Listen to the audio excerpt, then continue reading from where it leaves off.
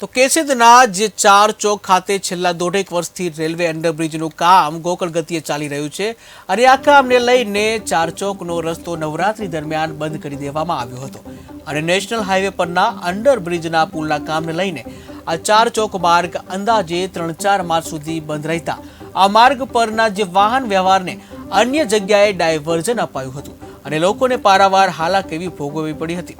આમ છતાં કેશોદની સહનશીલ પ્રજાએ મૂંગે મોઢે સહન કરી લીધું ત્યારે હાલમાં અંડરબ્રિજ ઉપરનો ચાર ચોકનો પુલ બની જતા આ ચાર ચોકનો રસ્તો ફરી આગામી તારીખ 19 ફેબ્રુઆરીને સોમવારે શરૂ થઈ